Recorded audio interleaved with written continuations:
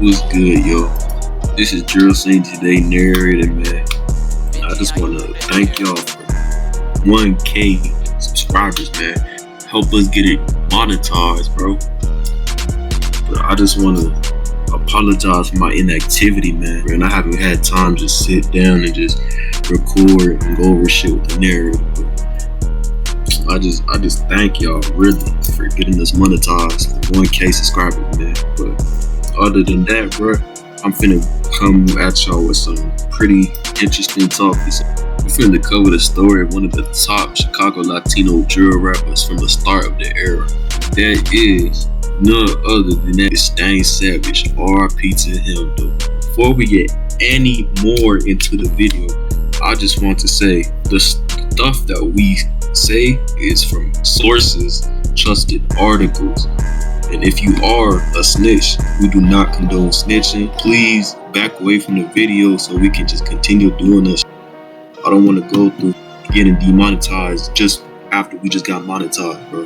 Hope you understand. But today, bro, I'm gonna tell you the story of Stain Savage, bro. So, this dude made hella bangers back in 2015 and 2016. Some of them was drill, but the others was just pure Grim Reaper type shit. And here's a few songs though. We have Wonder Why, or his 47th Street anthem, which is 2-6 anthem, if you want to put term like that. Was also a member of Waco Dogg's rap group Zombie Gang, and he was the blood cousin of Waco Dogs. And he is also a 2-6 rapper from Little Village of Karlov and 30. 47th Street, which he mentions constantly in his songs, is his hood, which is 47th Damon. This place is also known as DamenVille, and it's a faction of the gangster 2-6. There's a lot of other rappers that are from the hood, such as the Snowman 049. Back of the Yard, and to this day, is one of the most dangerous hoods in the entire city of Chicago. It's a hood full of Latino gangs and some black ones. On the south side of it, it's neighboring the hood of Inglewood. Back of the Yard sees multiple shootings each month, even for this year. This month, there was even a mass shooting in the yards that led to 7 people getting shot and sadly 1 killed on the block of 48 in Wood. Apart from this shooting, there was 3 other shootings. A 19-year-old was killed, a 14-year-old who was also killed, and an Uber driver dropping off a delivery was shot in the head. 1 month of August, a whole lot of different gang members was shot and 1 was killed and many was injured. But one of the people that got shot that month was a Raza rapper named MJOT8. He got hit with a heavy rifle on the foot, along with another Raza member. Later in the summer, a 14-year-old girl was shot over 10 times because she said that her mom was a saint to some mob gang bangers. Back of the Yards is the trenches, for real, bro. This is all due to the heavy violence. The top gangs in the Yards right now are the Mighty Saints and La Raza. There are multiple gangs though that been making moves like DamenVille 2-6, Almighty Players, the Satan Disciples, many more.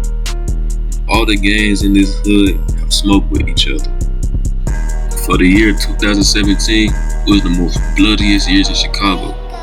Numerous SDs were getting gunned down by heavy-ass assault rifles like AKs, Dracos, ARs, all sorts of. This is specifically very common in the back of the yards. Word on the street reached that the Saints were doing all the shootings against the SDs and the Razas. This caused a massive war between the SDs, Razas, and Saints. It was all shooting back at each other. All sides kept retaliating for each other though. Apart from the back of the yards being a hot spot, Little Village turned into a hot spot between the Kings and the SDs. Back to the story though. All this violence in 2017 and 18 caught the attention of the feds though. With no hesitation, they started deploying federal agencies such as the ATF just to crack down on these crimes and try to take down these gangs. On the summer of June, it was one of the bloodiest days in the yards. Every summer in Chicago, the temperature goes hottest, but the violence turns hot as well. Every June, they do a festival back of the yards named the 47th Festival. Each big Latino hood got their own festival, like how Little Village got the Mexican Parade or Pilsen. Although a large amount of people coming to the festival, people from different hoods always leads to violence. Puerto Rican parade this year saw a lot of bloodshed, even from a couple that gunned down. Mexican parade in the Ville has a lot of shootings as well. Same for the Pilsen Festival. On Sunday, June 11th, the last one of the 47th Festival, Stain Savage was present on his hood on 47th Street in Winchester on broad day too. Around 5:10 p.m., there was a lot of people present. The festival was busting, bro. But suddenly, a green-colored vehicle pulled up on Stain Savage as he was walking. Then someone hopped out the vehicle with a high-powered rifle and started blasting dude. Stain Savage was hit twice on the abdomen and his right leg. The vehicle left the scene. Stain Savage was immediately taken to the hospital, but shortly pronounced dead. RP to him though. Ironically, Stain Savage mentioned in one of his songs that if he dies, he wants to be killed on his block of 47th and Damon. That's exactly what happened to him. The day Stain Savage died, the whole Latino side of Chicago was talking about it. He was a well-known rapper in the streets, and he played a major role in the Latino drill scene. This was a big loss for the 2-6. At first, everyone thought the Saints were behind it, since they was on the reign of terror. But DamenVille 2-6 wasn't too happy about this, and they wasn't gonna let this shit slide. They got back and shot a Saint member a week later. He was put on critical condition, but he survived. Since the Saints was in that killing spree around those times, y'all think they was let that slide? The Saints got their lick a few days later to a week, and they slid back and killed another Damen 2-6 member. Stain Savage's murder remained unsolved and unknown for a good while. Without knowing, the 2-6 were engaging in a war with the Saints. Eventually, the news finally reached out that was actually the Raza that did it, that killed Stain Savage, not the Saints. The 2-6 were now engaging in war with both top gangs of the yards and were ironically almost in the middle of both of them. This put 2-6 in a tough position. Ironically, the name of the suspect killed Stain Savage, Christopher, and Stain Savage's name was Christian Rodriguez. The federal names was very similar. CPD captured Villa Gomez many months after the shooting. He was a 17-year-old teen. He was a member of the Raza street gang. He was given a murder charge in connection to the shooting that killed Stain Savage. During an interview in front of his mom, he snitched on himself and admitted to shooting. He was given orders by the leaders to conduct the attack. The CPD also had video evidence of him driving the steamer during the attack and driving away after the attack. As the steamer was recovered the next day after the shooting, it was parked a mile away from the evidence.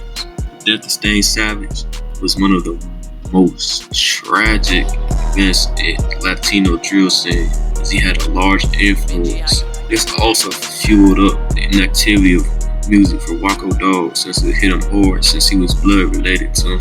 It was very close. This is one of the most drastic turning points in his rap career. He said it on the interview. That was my motherfucking... Yeah, that was my dog. So like, feeling the emotions from that incident, did that fuel your music to make you go harder? Man, to be honest, shit, I gave up after that.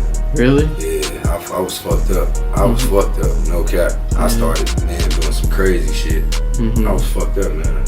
I fell into like popping pills and shit. I ain't even no cap. Like, I was fucked up out here bad.